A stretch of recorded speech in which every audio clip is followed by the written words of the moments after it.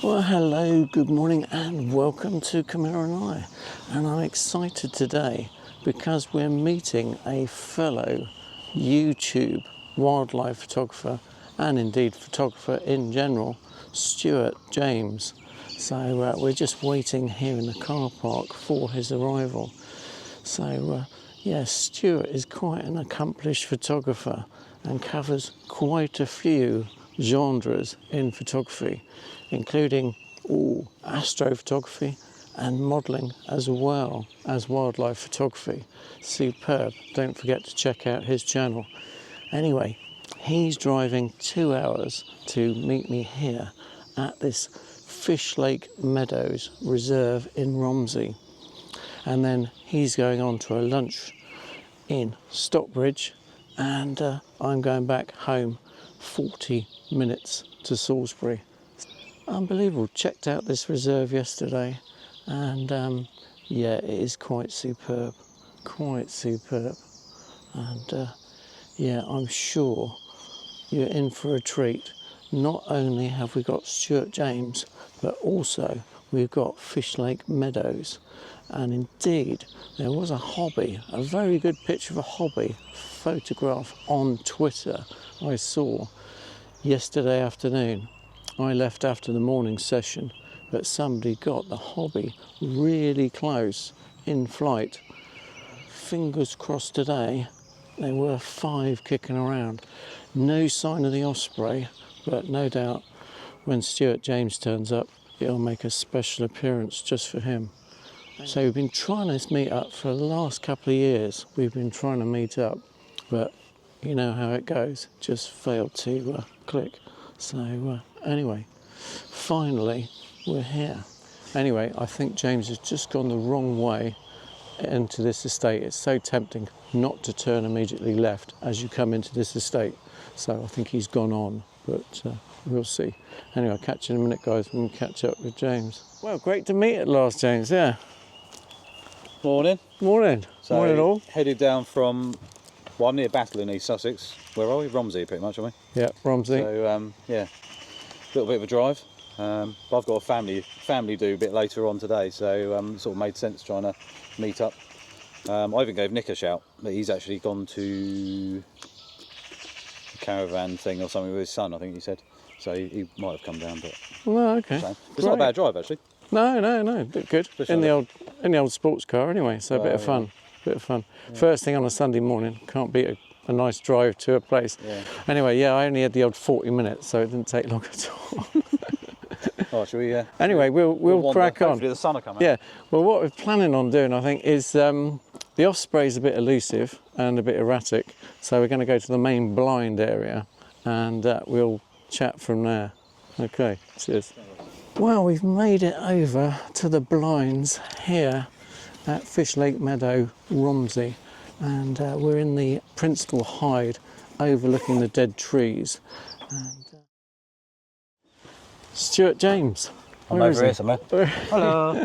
Of Stuart James Photography. Yeah. And, how's it going? Anyway, we've had an absolutely marvellous discussion. We're absolutely burnt out now. We've said just about all we need to say about camera. And we've changed the world. We've changed the world with photography all over, but we'll have to do it again now because there's a black-headed gull now being mobbed by a common tern and a couple of others. Anyway, yeah, interesting shot. So anyway, so the idea today is to talk shop, talk about gear, and already today I've used the A6700 with the 70 to 200 millimeter and the 2x converter. Now this I've used as a little walk round job because the 300's on order, it's coming, but this combination takes me to 600 millimeters, albeit a crop sensor in a 5.6 mode. And I believe this is a combination that you've certainly got the A6700. Funny, isn't it? Because we've both had A1s for quite a while.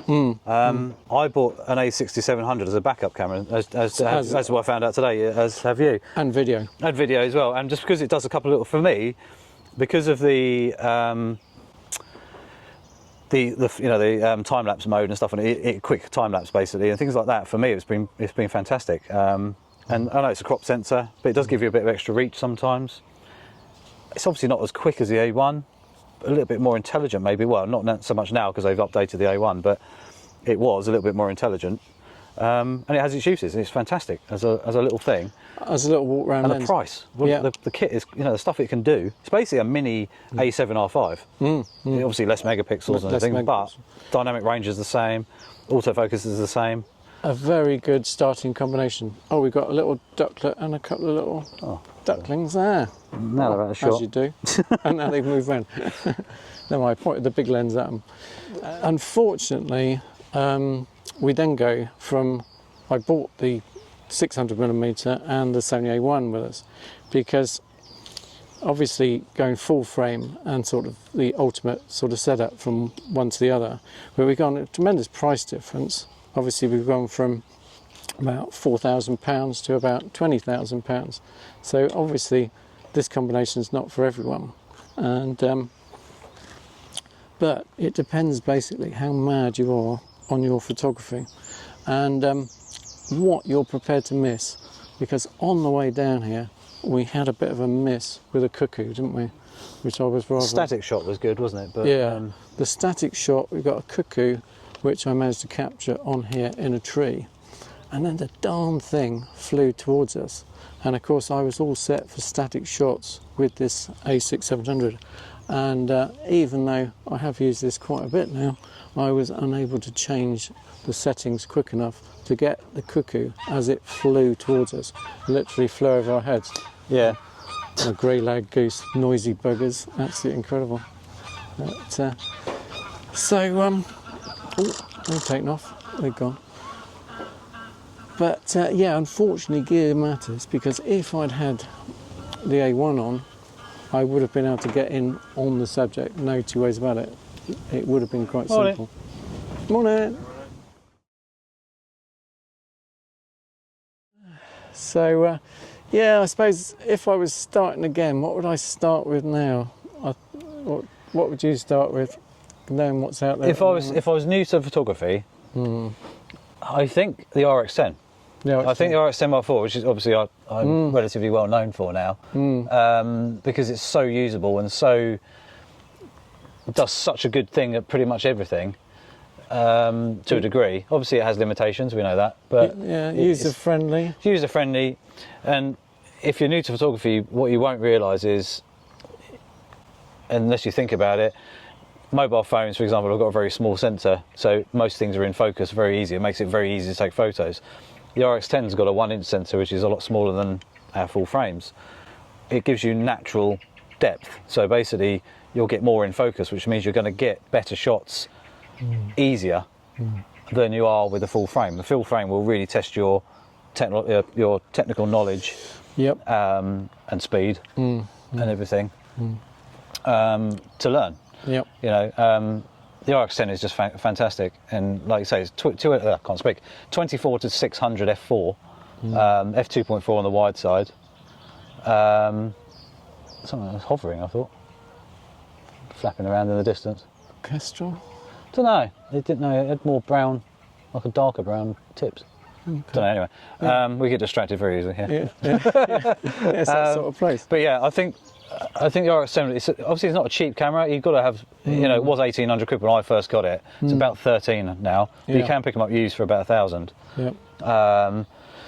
Very, very fast. Certainly for somebody A who's mixture of wildlife and everything. That is and fantastic. approaching the subject from probably a more, I don't know, wildlife perspective, somebody coming from a birding background or something like that. I've Again, used it rather than for photography. loads of different things, and wildlife it's very good at.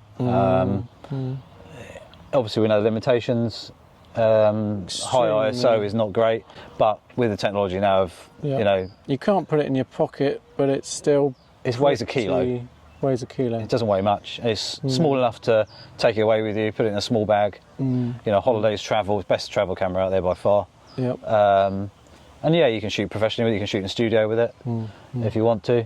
So it's an all-rounder, 100%. And it's as quick as an A9, the end of the day, because it's basically got A9 stuff in it. That is So it's just a little bit old now, and sadly, 7 years old. But it doesn't mean it's a bad camera. People think just because the new cameras come out, the other one's suddenly crap, and it's not. Yep. It's just things have moved on, and speed is speed, which is generally the Achilles heel, isn't it? Things get faster and faster and faster. Yeah. So when you use the older camera, it feels a little bit laggy in certain situations. And I'd say the best camera I had, which was moving on to a more what you'd think we're using at the moment. Interchangeable lenses. Interchangeable lens. I personally, the best combination and my most enjoyable combination to start with wildlife photography was probably the Nikon D500 with the 300mm PF lens. That gave you that's a crop sensor though, wasn't it? Yeah. So it gave you a 450 f4. Yeah. And that combination was very enjoyable. So portable. Yeah. And you could get to places you couldn't with that. And also, you had the macro capability. Yeah. So it's with quite that usable. Pseudo. Usable. 1m20, I think, something like that. Yeah, well, this has got a minimum focus of 2.4 meters. 2.4. So it's not bad, but at the same time, it's a bit annoying. But when you look at the new, and it's quite heavy to hold. You see, this is quite a small little unit. Yeah, once you get used to it, if you're quite stocky like I am. But then when you go on to something like the 200 to 600, and it's just brilliant. You know? And then and you could still. I mean, the Nikon have got the 180 to 600. But in the Sony lineup, we've had the 200 600 now for quite a while. Oh yeah, a good few years. But the best thing about this 200 600, one, it's fixed internal zoom, which means you can actually go from 200 to 600 in a quarter of a turn. So if you're at 200, if you're at 600, for example, and you can just slowly back out. I'm using my thumb right now, no other fingers. It's so easy to use. But also I use it quite a bit to try and find my target in the sky. Maybe swallows and stuff like that, and then I can crank it in. So where you've got 600 f4, you haven't got that luxury, but obviously you've got the speed and sharper images. But you know, it's all compromise, isn't it? Yeah. This is the thing. Nothing's perfect. No. It doesn't matter what you use. Nothing is perfect. No, it's all budget, and it's also what you shoot. I mean, if you're shooting largely static subjects, you can get away with some very cheap old gear as well. Any of the Sony A7 series. Yeah. You can have a full frame sensor, and you've still got, again, an exceptionally good image. And even the autofocus isn't that bad. It's not going to pick up on. It's not going to track stuff like the A1 does, or the A6700 can, stuff like that. But at the same time, for years we were used to having like 12 focus points. Now we've got 700 or 800 sometimes. That's it. So it's very different. The trouble is, once you do start experiencing the more expensive equipment, obviously you do get spoilt, and you realise what you're missing. And this is one of the things when you approach wildlife photography gear. It's perfectly adequate what you've got, but it is worth saving up and going for particularly the better glass to start with, because the glass doesn't go out of style so much. Doesn't go out of style, but if, as we know, over time things have changed, progressed, and now we've got very, very fast motors, silent motors as well. I can remember the screwdriver, on the cheaper lenses, and they were a bit clunky, a bit slow. Obviously now we've got ultrasonic and electromagnetic motors. And that's why I did a video about, and it actually gets watched quite a lot. There's a video I put up on my channel that was to do with why does my Sony G Master lens knock when you shake it. Well, one, don't shake it. Two, when it's not powered up, you've got on the 135 G Master, for example, it's got 4 motors. Yeah, you've got these little slides. They're electromagnetic, which is obviously very quick. So obviously if you put a polarity through one way, it's going to go one way. If you put it the other way, it goes the other way. And obviously they can adjust that super fast. But when it's turned off, it's free to slide backwards and forwards. And that one gets watched quite a bit, and I get quite a few comments on that saying, I always wonder why, I thought it was broken. It was like, no, not at all. But do not shake it. Do not shake it. I mean, it's not going to do it much. It's not going to kill it, but if you shook it like a maraca, it might. But yeah, it's normal. But where the old screwdriver was gearing, basically, plastic gears that used to wear out. I had a couple of lenses I had to send back, Sigma in the old days, the old 50 to 500. That was a it's a crap lens now because it's not particularly sharp. yeah. But at the time when you only had 6 megapixels, And there were the 50 to 500 was incredible because it was a 75 to 750. Yeah. On the camera, so for wildlife and stuff, and but you could come back to say 75. It was quite usable. It's about the same size as this, but the autofocus was pretty slow. I missed loads of shots with it, and like you say, when you've now got up-to-date gear, which is mega quick, you don't miss anything. I mean, now like we've both done the firmware update. Yep. Like I said to you, didn't I? I've had a 100% hit rate, and today I've missed nothing. Well, other than the cuckoo. Other than the cuckoo. But that was down to my fault. That was down to my fault because I didn't have the settings correct. Wow. Because we were photographing in crap light. Yep. Shutter speeds were turned down, and obviously then it flew past, and I hadn't adjusted it. So that's the reason why I've got a blurred picture of it, because the shutter speed's too slow. Yep. And sun's out. Sun's out, and I've just gone straight away and blamed the equipment full stop, because I was using the A6700 and I was well, it was partly the camera and partly the focusing settings. on the static cuckoo in the tree, and I got a nice bit of video of the static cuckoo in the tree because the A6700 is very good at that. But what I didn't expect the cuckoo to do was jump out of the tree sideways. Oh, that's a hobby. Just going there. It just flew down over the lake, water. picked up. And I believe, unless it's a big swift, I think it was a hobby. Yeah, so I'm missing shots again. Yeah, I'm not. You carry on talking. I'll get them. Don't worry. I'm on it. Yeah. I'm videoing it at the minute. So anyway, I've gone straight and blamed the gear. It was the A6700 because, well, I'm not as au fait with the A6700 as the Sony A1. Oh, I've lost him. And anyway, the autofocus system on the A6700 is extremely good, but you have to have the right settings still in play. And I had it set to static birds for warblers and things like that, and I couldn't change the settings quick enough. So we did only have a couple of seconds, as it.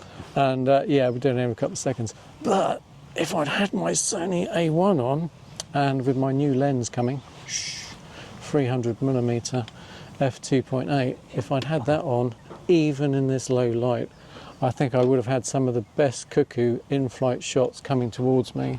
Just done it again. Just done it water, again. Yeah. You know, so, but it's like that with all this equipment. Am I blaming my lack of equipment? How dare you? No, it's what you've got that counts, and it's getting used to, you know, with the equipment you've got. It doesn't matter what you've got. I think, say, the Nikon D500 and the 300mm probably would have got you a couple of frames of that cuckoo. Yeah, as it came I towards think you. so. Well, it would do. You could easily get it. Easily do it. Easily do it. So, yeah, you can't blame the But equipment like I it did. caught us off guard, and we were saying earlier, weren't we, about wildlife is so unpredictable because you don't know what it's going to do. You know, you don't know where it's coming from. We could be stood here for the whole day and see a pigeon and a duck, but we've been quite lucky today. We've seen geese. We've seen geese. Swans here with their babies. We've seen the Duckling. the duck and the baby moorhen or coot, whatever it was. Yeah, yeah. This is where my knowledge of birds sucks. Yeah, we've got a common we had a term. black one, a white one, a pink one, a red one, I think. No, but we've seen lots of different types actually, and we've managed to get reasonably close to them. Plenty of swans as well. Yeah. No osprey, sadly. No. But what I'm saying is, it's so unpredictable, isn't it? You don't know what it's going to do. And that's the fun. You know, this You know. is why we do what we wildlife do. So photography. the challenge, yeah. And it's an ultimate test of your equipment. I mean, it really is. It's one thing having the best equipment, it's getting the best out of it. Yeah, and also trying to frame that shot. Hopefully, you know, we've got some beautiful. Can you turn that camera around that way, just to show? So, I'm taking over his channel now. Yeah. But if you look this way, that one, you're going to move. Oh yeah. Try and. Hello. Hang on. Oh, it's wobbling. Yeah, that's me. That's Lent right. on it. But if we go. It won't Yeah, get off my face, will it? Oh, it's on tracking, isn't It's it? I on forget. tracking. But anyway, we'll show you the view later. But we've got these yellow flowers here, and it just looks really pretty with the green. They look, as Mark said, daffodils earlier, but obviously they're not. But they kind of give you that appearance. They're green with bright yellow. And when you've got a white swan, which aren't that white really, because they're pretty grubby looking, aren't they? But when they look white compared to everything else, it just looks really pretty, really picturesque. And actually trying to frame your shot with a nice swan, with dripping water off its beak and all that sort of stuff, it's, do you mind? Cool, that's noisy. Also getting shots like that, so it's not all about birds in flight. Yeah, it's, to capture a bird in flight at a certain wing tip and all that sort of stuff is quite amazing. Or just a swift or swallow getting some water off the lake or killing a bug or whatever. It's extremely difficult to do. But also sometimes you're waiting and waiting and waiting for that swan to appear from out behind a bush or something, or the flowers, and it just does happen, it doesn't happen, you just don't know. It's composition, it's just like a landscape, it can be sometimes, to place your subject in a particular spot. Absolutely. Framing the subject. And it's superb. Both of us, and as you watching as viewers, everyone has got a different idea of what looks good, what they like, and how they might do it. So, I will frame a shot up differently to Mark, and Mark will frame a shot up different to me. What have we got? Yeah, it's just a duck. Yeah, just a duck, but it's a it's one of my favourites, but it's moved off. Yeah. It didn't move into the right position. So there you go. So yeah, it's up to you if you take it or not, isn't it? Sometimes you take it and you think, sometimes you win, sometimes you lose. Yeah, and the amount of shots we discard nowadays is quite mad. But then. And sometimes, there's a whole sequence of shots that you think, which one do I actually pick? Even a mallard can look tremendous in the right light and doing the right motion. Absolutely. So, no, we don't discard anything. The little subjects count. That swan and the little... Oh, yeah, absolutely. Little beauties, there's quite a few little diving birds, isn't there? They're going down. And we actually have some sun. How lucky is this? It's now changed from being miserable to a little bit of sunlight, which is nice, finally. A bit of warmth. Yeah. Turn the ISOs back down. Yeah, quick, yeah. We've got something coming in, white one. It's quite low, is that a swan? Oh, yeah. Hopefully. Okay. Where's he gone? Probably landed down the other side there. Yeah. Probably the one that went off earlier with that other one that landed there and then buggered off. So. Yeah, it's a bit confusing here because we have got sand martins, swallows, swifts and house martins. It's written up there on the guide. Oh yeah. Yeah, you don't have to be a genius either with the wildlife subjects. It's quite handy, isn't it? Unlike me, who knows nothing about most of the names. Given quite a few things. Osprey, pretty obvious. We see enough of those from Florida. Kingfisher. I mean, to be honest, if we got an osprey shot today, we'd never match a Mark Smith shot from where they're at in the also backyard. they sit there for days, don't they, trying to get them. He's out every day. Yeah. But it's like if you've got somewhere local and you've got the time to spend, you're going to get the shots, aren't you, eventually? But don't spend a fortune on the gear. Just get out there. Absolutely. Is the key. But then buy it later if you can afford it. Yeah. But there are moments. I mean, it's like motor racing. There are just moments in wildlife that you only get once. Like that damn cuckoo flying to... Exactly, yeah. It's a bit like that. Probably never get that scenario again. Have you ever seen the fish jumping out of the lake, the moat shot I took? No, you have to send us that one. It's at Bodiam Castle. You've got to send us that one. Yeah. Well, actually, I'll show you now. Because we've got a feature of that now. Remind me, and I'll send it over. Yeah. There's a shot that I took, and it was with the RX10 Mark IV. So, it's not sensor. Not the best, but it does the trick. It got me the shot because otherwise I would have been with a wide-angled lens. This is where I think sometimes having the flexibility of something like the RX10, where you've got 24 to 600. It allows you to get shots that you would miss with this, you'd miss with that, because you've got to take your bag off your back, you've got to swap lenses, or hope you brought the lens with you that you might need to get the shot. But obviously, the benefit of either a pocket camera with a big zoom or the RX10, you've got that range. I can do a landscape shot, I can do intermediate, I can do big zoom. Bodiam Castle, very famous castle in East Sussex, absolutely beautiful. In there, they've got huge carp. Some are about a metre long, massive. Yeah. And one day I was walking around there and I kept seeing one of them jumping out. There is a video, maybe I'll link it. There is a video of me wandering around, and then we walked along the old steam railway line as well, when it was closed. And I was watching this one fish, it kept jumping out. And it was patrolling, it was doing around, it was going clockwise around the moat. And I thought, it's jumping up every corner. Anyway, So we followed it, missed it, and then on the last one, I guessed roughly where, because they jump out, they jump up into where the little bugs are flying, the little gnats and stuff, which is a load here actually. That's fine. Yeah. And they jump out of the water and grab them. Generally underneath like bushes and stuff, because that's where they kind of sit in the shade. And I managed to get him. Just guessed. Yeah. And 24 freighters a second. And my reaction, just to put a proof in, I think I was at 2,000th of a second or 3,200th of a second, something like that. F4, ISO 100. Not a bad day light-wise, but still into the shade. So, you know, I did boost the exposure, I think, later. But the first shot is the fish fully out of water, getting it. So that first shot was my reaction speed, difference for it coming out. And then every shot after that is it dropping back in. So it shows you that doesn't matter how fast the camera is, a lot of it is down to me. And that's obviously where the pre-capture on the A9 III and the Z8, I think, and Z9 is very helpful in some respects. But and the Canon R5. it was one sheer luck that where it came out of, I actually managed to get it. Oh, damselflies. The sun's come up, everyone's woken up. So yeah, it's a lot of it is level, I think with wildlife photography itself is a lot of it is chance, luck, skill is there. A lot of it comes into play, but camera knowledge, knowing your camera inside out really helps. And but I was lucky, right place, right time, because I've been to that castle, and actually I used to photograph for the National Trust, so I photographed that castle hundreds of thousands of times, and the wildlife hundreds of thousands of times over the last 20 odd years, and that's the first time I ever got that shot. It's a one-off. And it is, and I could sit there for weeks. You would never get that shot again. Probably not. You know, I'd be very lucky if I did. Like that cuckoo. You must send me the cuckoo shot you got as well. Yes, I will. Because I think you got one. I've got it stationary, but a blurred one. I'll show you the blurred one. Yeah, I think you might have got one coming towards you. I got blank sky. I don't know. I think I videoed it though. It was quite embarrassing, really.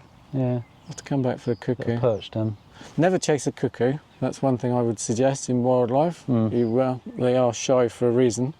They try and evade other birds. So if they can avoid other birds, they avoid humans just as well. Because obviously they sneak in and drop their egg into some unsuspecting nest round here. Yeah, that's what they're doing, and they're eyeing up where they're going to put their egg.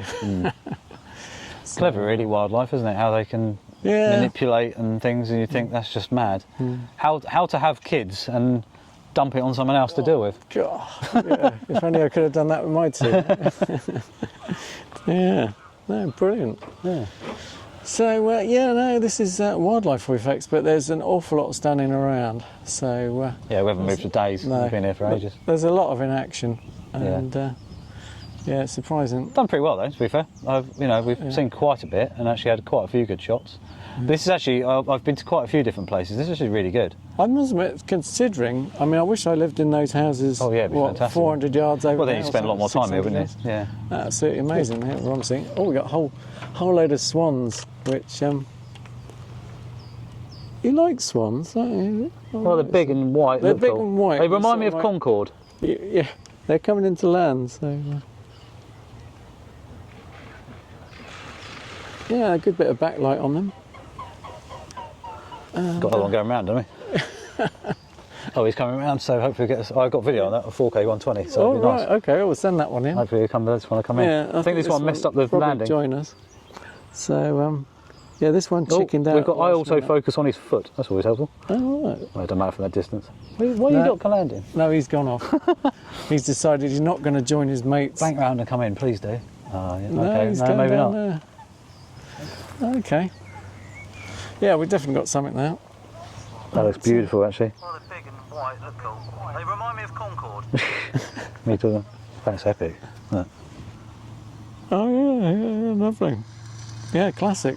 So there's a video I've seen online, and it's a swan coming across the lake, and they filmed it. And it looks absolutely stunning.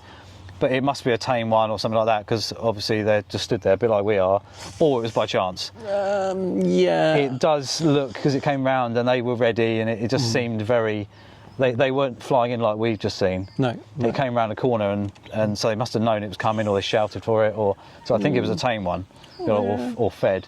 But it's still cool. Oh yeah, And I was like, oh damn it, I wish I could get that. yeah. Done it. But I've got 3. Wind direction helps. I Yeah, mean, 'cause they're you flying into it, yeah. You can tell where they're going to take off. They Yeah. take off into the wind, and I've never. they're a larger bird. Obviously, there's far more of them, so you got far more opportunity. Yes, and But, also, um, oh you buggers. We had a 3-to-1 shot there. Yeah. But I think also with the bigger birds, because the small birds are harder to get because you've got to be closer, you've got big birds like swans, they're actually easier to photograph, you've got a bit more detail and stuff in shot. I mean, megapixels are being used. Otherwise, you're doing a lot of cropping with the small stuff if you can't get them, Yep. you know, so it makes a huge difference. And they're contrasty, Oh, lovely. Yeah. you know, so. Yeah, I got a lovely, lovely shot. It got to British Wildlife Finals. Oh, nice. A cygnet basically exploding in the local river, and it literally showered little water droplets as Yeah. it was bathing all over itself. And the only problem I had with it, it was too tight in the frame. Yeah. It just fitted in the frame, What is that? and I really needed more around. But yeah, swans are a lovely subject. So yeah, what have we got? Oh, it's that turn. Oh, it's the turn over here. Oh, turned up for the book. He's moved over. Oh, I've seen these at pet level. Yeah, yeah. I saw them having so fast, and then they dive into the water. But they've almost got like they Make a close lot of noise. their tail as well, so they look like a double-ended missile. That's the ones. Yeah. Yeah, amazing. Hit the water. They're so fast. I just got Yeah. a really close shot there. There's 2 of them now. Yeah. There was just one yesterday. There's probably a pair now. Yeah. Well, I'm very pleased actually. I'm very pleased today. I'm glad we came. Yeah. And No, it's been tremendous. And yeah, hopefully we'll come again and Oh, look at talk that. some more shop. there you go. Oh yeah. Yeah, brilliant. Yeah, the eye is good. The trouble with the turn is always getting the eye Yeah. with a little glint in it. There's often Sun's out, luckily. hopefully, yeah, the sun just came out at the right point there. Yeah. Because often they can fade into the blackness Yeah. of the surrounding eye socket. Yeah. So yeah, good to get a good visible eye. But no, it's absolutely wonderful as usual with wildlife photography. You've just got to be out there, really. And, You've got to be in it to win it. That's what Elle's saying, isn't it? yeah, I mean, you'll really enjoy this sort of environment. I would definitely recommend Fish Lake Meadow as a Yeah, sort of absolutely, starting absolutely fantastic. starting Two swans there. reserve. I mean, you've got, and it's not just the common stuff. I mean, Not just 20 swans. no, Stuart's been, he's got about 100 swans. Yesterday I did get the setties, the reed, and what was it? Reed, setties, and sedge warbler. Got all 3, and apparently there was a willow warbler as well around, which of course the birders had spotted, and I hadn't spotted it. But no, amazing. So and occasionally an osprey drops in. Yeah, there's And a picture again- here of it. Yeah, so you must just- be yeah, it must be that. quite regular. If it's, So, and I think they do fly through. And the ranger told me yesterday as well that the hobbies are a sort of summer fixture here. There's always, 3 or 4, 5 hobbies kicking around this area in the summer. So again, very good. Very good subject. this is definitely the best hide because that one was pretty poor. Yeah, the be only fair, problem here now in the morning, shooting into the sun a shooting bit. in the sun. But But not the end of the as the world. sun moves round, Yeah. it will come quite good. Obviously, if you came in the afternoon, I think I will probably come here in the afternoon more than the morning. Yeah. And I'd definitely drive back down here for a day. yeah, yeah. Give Nick a shout as well and anybody else who's. So you'll come back on Camilla night. Hasn't been a complete No, Watch absolutely. out for No, it you hasn't as well. scared me off. a 2-hour drive. So yeah, no, we have. I've got a family thing to go to in a bit as well. So, So, yeah. should- Well, how are you Oh, doing? we're good. We're good. That's, You're good, yeah. No, it's about. Or it's what. Half an hour walk back. No, it's not even that. About 20 minutes. 15 isn't it? minutes. 15, It's 20 fine. minutes. I mean, and I'd rather be fashionably late, wouldn't I? God, your lens looks as big as me. Oh yeah, yeah. Well, it's Camilla and I. So I was very, yeah, very this- fortunate that obviously Mark's got the 600 F4 and it's out of most people's price bracket. No, and also warranted spending that much money on something. Not necessarily if you haven't got the money, but I personally would never get the use out of it. I wouldn't use it, so it would be a wasteful purchase. Because at the end of the day, you're still going to lose money on it over time. So if you had to sell it, you're going to get half your money back eventually, aren't you? Oh yeah. So buying stuff is either a sensible move or a really bad one. I've had many bad ones over the years, but some are very good. Like this 200, 600, Yeah. absolutely brilliant. And I've said on my video today, when we were talking earlier about stuff, if I was here on my own, or Mark was here on his own, and we took the shots, and we both got those shot independently, you're not really going to know what was used, you know, and Not you know, online. and also people are getting picky with, oh, how sharp is stuff, and you got to remember most of the time we use it on, unless you're printing like you do a lot of the time. Obviously, I do big printing sometimes, but a lot of the time now we just shoot for social media. One, to show people what we've been up to. YouTube for us is great, you know, and just for mental health and just something to do, you know, it's just good for you. Yeah. You know, to get out and about. Something to spend your money on. Well, yeah. Well, also, you know, It's a bit more. You're far more professional than myself. You do far more well, different types of photography. Yeah. I mean, I've just sort of, I fell into it over the years, and I've always done it because I love it. I've got nothing to do with money. Same as starting my channel. I never did it to earn money, but I just did it for memories. Yeah. But then it turned into people asking questions, and I thought, okay, well, that's maybe help people as well and inspire people. And we know a lot because we've obviously been at it for years, but you know, You'll teach me something, I'll teach you something, and anybody online will probably. Dragonfly, first one I've seen this morning with Sunny. the sun come out. Sun's come out. Yeah. You know, I think, and it's subject knowledge. You know, I learn a lot from the birders as I go he's round telling as me well. these names. I'm going, I don't even know what that looks like. I don't know what it's called. I just thought it was a sparrow. But I mean, I didn't. You know, when I started, I didn't have a blinking clue. I mean, No, yeah, it's like out anything. the You've got to learn country. something every day, and you've got to spend the time to learn and perfect something. Not that anybody's no one is perfect. No, I mean, I said to me yesterday, "Oh, could you tell the difference between the three warblers you photographed?" And yeah, now having photographed them and studied them very carefully, I can. But obviously, to start off with, Set is a little brown jobby. You know, it just looks like Sparrow. a little. You know, could be anything. Yeah. So you know, you build up the knowledge in time, and obviously, the more you get used to the species and their habits, then obviously the photography of them becomes easier. Absolutely. And you don't necessarily need the most expensive gear going. It's nice to have it, and once you get to a certain level, you upgrade over the years, and that's when it gets very expensive. And you know, you suddenly realise you've spent £100,000 over the years. Could have bought a Ferrari. Would it give you as much smiles? Probably, but. You know, at least with camera gear, generally you don't need to fix it unless you drop it, smash it, or if you're very unlucky. They are built very well. Yeah. Unfortunately, you do get the odd one which will break. I've actually smashed the lens off the camera body by dropping it and falling. I tripped on some barbed wire that was in the grass. I fell over, and actually I always wear a neck strap just in case. One, well, I wouldn't want to drop it through the hatch into the water, and two, you know, just because. And I fell, and it actually went like that, and it went. I had a flash gun on. No. I was doing a portrait shoot, and I was on. It was grass, barbed wire fence, and then rubble, about 20 feet down. The camera bounced and bounced and bounced and tumbled. It was my A7R2, I think, back then. Oh, blimey. Smashed off a 50mm Sigma f1.4.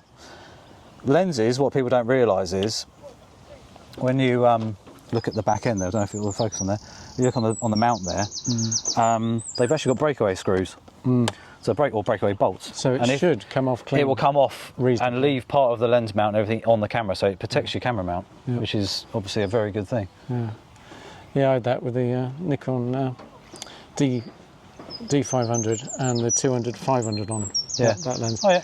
It literally rolled off. I was setting it up in the conservatory the first 2 days on a I had tripod? it. No, Oh. I put it on a chair, Yeah. and to my horror, It's just it rolled in slow motion, and I was sort of like, you're like, no, as it cracked on the floor. Yeah. But Castle Cameras sorted it out. Yeah, Sigma rebuilt the lens. They put a new barrel on, so the lens barrel, and a new mount, and it was 85 quid, which I thought was pretty good. That is- Didn't damage the camera at all until maybe 6 months later the shutter failed, which I think because of the jolting. But amazingly, I had the HLF 58 RM flash on, and didn't even touch it. No, and that's a good lesson in itself as well.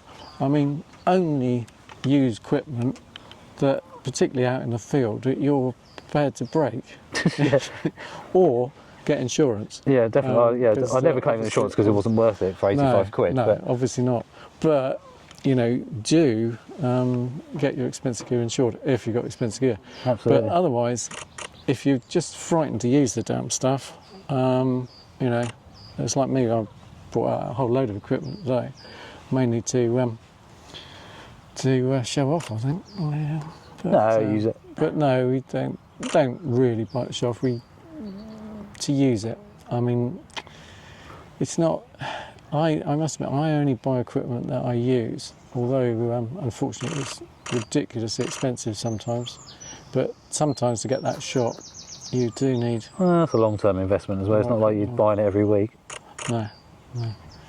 Anyway, I still try and justify it, even today. But Yeah, but it's like anything, isn't it? yeah, I'm usually all right. I think wife doesn't watch the videos, not this length anyway. So yeah, well, I'm safe. I can say People what think I like. I'm mad buying expensive tyres every now and again for the car, but it's the only thing touching the ground, isn't it? And there's a difference between staying alive and not, or staying on the road and not. So in certain situations. Anyway, don't buy the gear if you're going to split up through it. It's not worth it. No. But on the other hand, you can get some superb gear. And yeah, toys. Love a toy. Love a toy. Yeah. Tool of the trade. Tool of the trade. Yep. Yeah, mine's all a write-off against tax. I do. Absolutely. I do declare my losses every year. But, Yeah, always make a loss. Do you make any money? No, but I loved it. I little bugger over there, that, coming out. Oh yeah, it's coming out in the sunshine. Nice reflection. Anyway, it's been great chatting today, Stuart. I think. Well, it's worth a 2-hour drive, that's for I sure. think we've got a fair bit on video. Yeah. But I think we'll come back again and Yeah, I'll grab Nick next time if he's about, and Hopefully, a couple others. Yeah, hopefully you got something out of this waffle on Camilla and I today, and hopefully you don't rush out and buy this sort of nonsense, and you go for more, well, something a bit simpler on top, but yeah, the 200 to 600 level Yeah. is far more affordable. Before you go mad. General use as well. General It's use. pretty good. Anyway, Yeah. have a good one. Sun's out. Thanks, Stuart. Cheers Lovely to for meet now. you. Yeah, finally meet you. Okay, and we'll do it again. More gear out another time. Yeah, absolutely. It was,